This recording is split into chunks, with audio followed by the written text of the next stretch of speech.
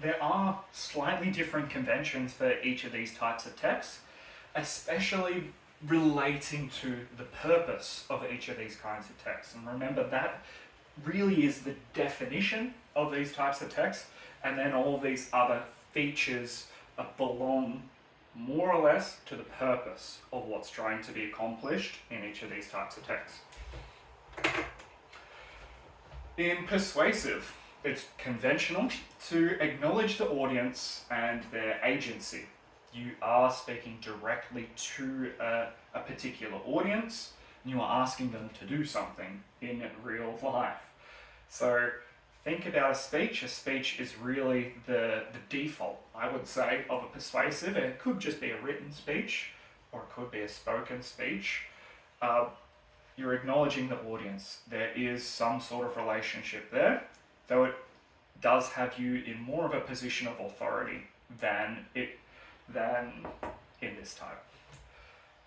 The structure of this kind of text, I would say, is sequential, and it also is logical.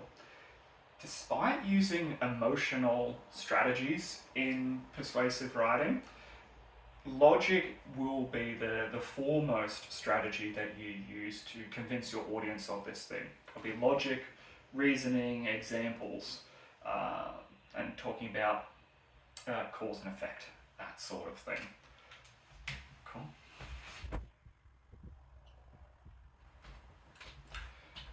One last thing on persuasive before I move on to the next is the structure doesn't necessarily have the kind of even long, dense paragraphs that you need to have, that you should have in analytical or reflective writing.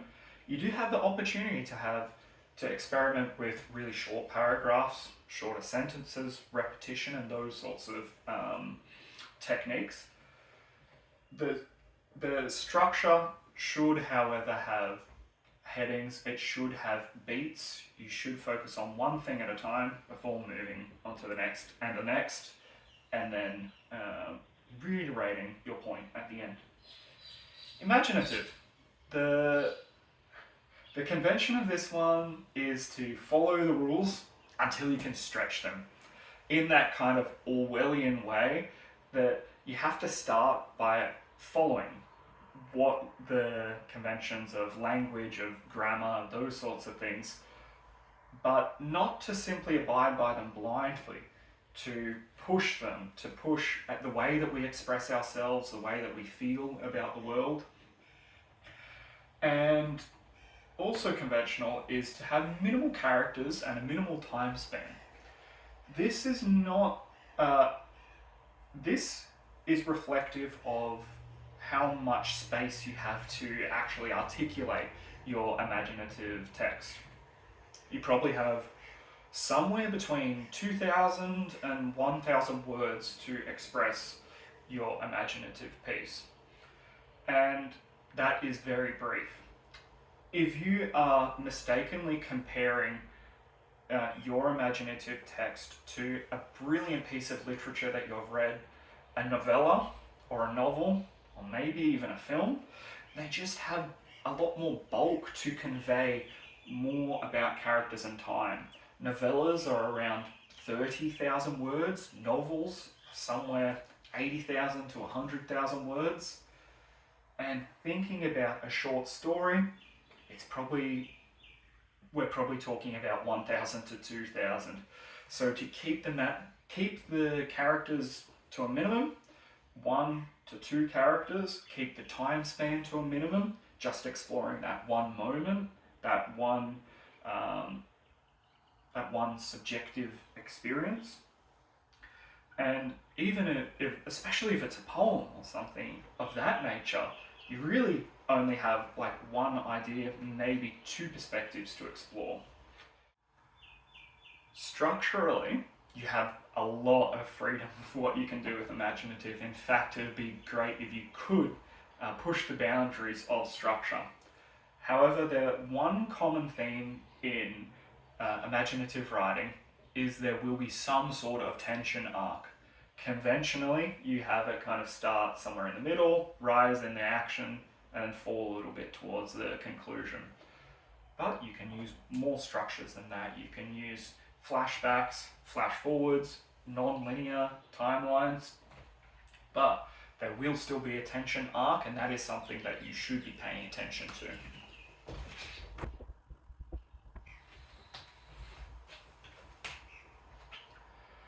Next, we have discursive writing. The convention of this is to be who you really are, and it's a lot easier said than done, a lot easier to write as a request than to write as a response.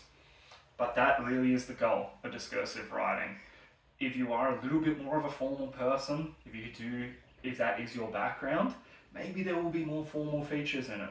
If you are a very humorous person, there's probably going to be humor in it. If you're a more philosophical person, you're probably going to be borrowing from that. But it is about the things that you're interested in real life. So of course, conventionally, first person's going to be in this one. And the structure of this, similar to imaginative, has a very open range of what can be done structurally. I would say discursive is speech-like or spoken-like, not as a formal speech like you would see in persuasive, but in a conversational speech. You're not really restricted to complete sentences in speech, because you can leverage from other things like gestures, facial expressions, tone, that sort of stuff. And in discursive, we mirror that. You have not just the words, use crazy punctuation, use emojis, use pictures. That's what we should be doing in this one. Really pushing the boundaries and taking away the restrictions that these other types of text can apply.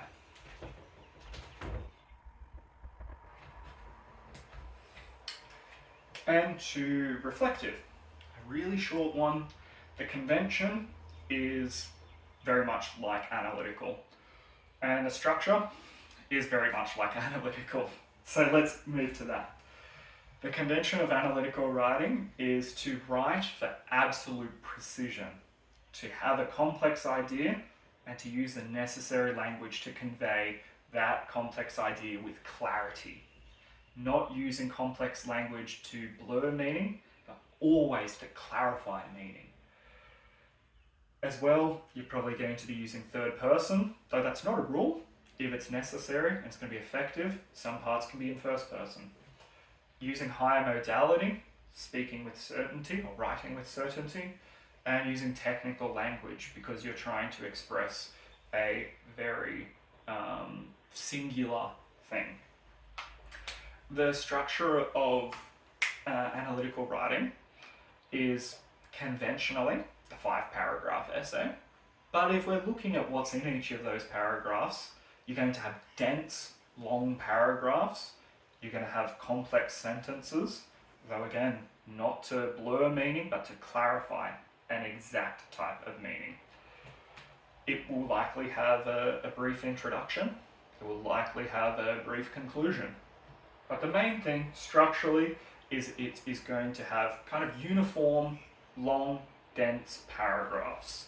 That's the main thing.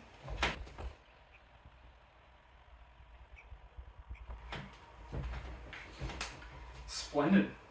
Until the last part, what kind of evidence is used in each of these types of texts? And in persuasive, the evidence is anything that can support the tactics that you're using. And the tactics, I don't want to use the word technique, because technique just sounds like it's something that you add in for the sake of marking. A tactic really sounds like it's working towards a particular purpose. And that's exactly what you're doing with these. You're trying to persuade the audience, to authentically, truly persuade the audience, to make them see that, you know what, there are fantastic reasons, I can't argue against that. That's what persuasive is. And the most commonly taught tactics, I would say, are the Aristotelian rhetorical strategies, the pathos, ethos, logos style strategies.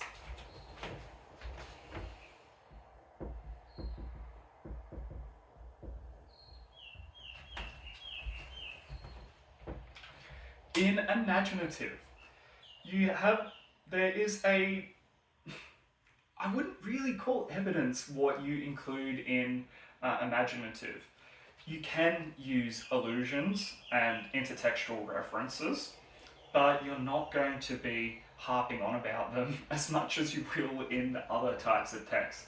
So I'm going to include a dash there. The evidence, it's all within that one piece, and someone should be able to read that piece and appreciate everything just from that piece alone. However, the tactics are different, and they are definite for imaginative writing. And the tactics that you should be relying on are figurative devices, non-literal ways of describing events, non-literal ways of conveying emotions and experiences and thoughts. Lovely.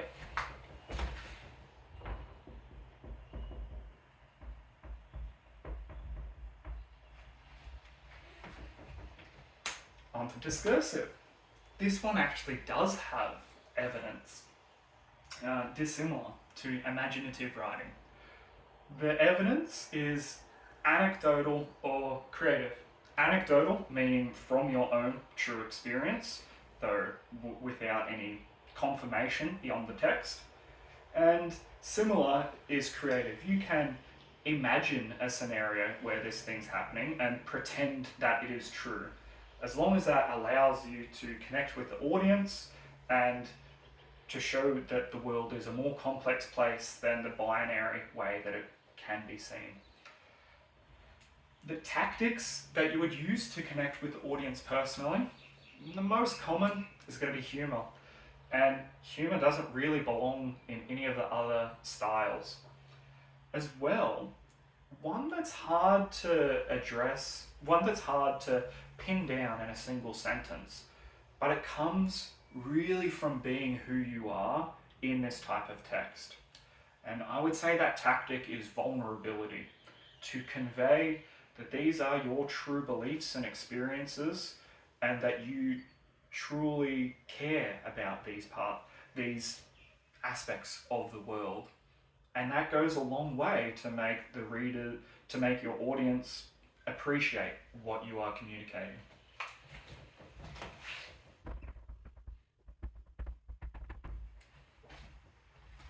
Beautiful. Reflective.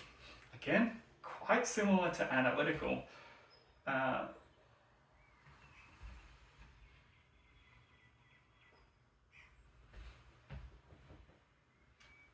And onto reflective. Again, quite similar to analytical. Though there's one thing to note here.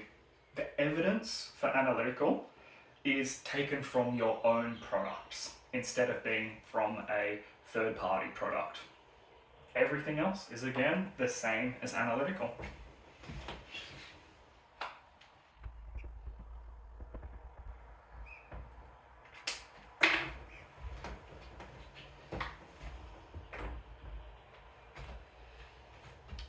And finally, evidence and tactics of analytical. And finally, the evidence and tactics of analytical. The evidence should be short excerpts from the text that you've studied, especially excerpts that are unique to that type of text. So if you're studying a film, to mention cinematography, to mention the camera angles, the sound, the acting, and how all those things interact. If you're studying poetry, mention the structure. That is such an important part of analytical writing and analytical thinking. The tactics that you will use to convey this, it's simply logical tactics and conceptual tactics. Of course, you're going to be using the standard analytical vocabulary, but that vocabulary is to help you to be logical and to help you interrogate what is this text actually communicating and how.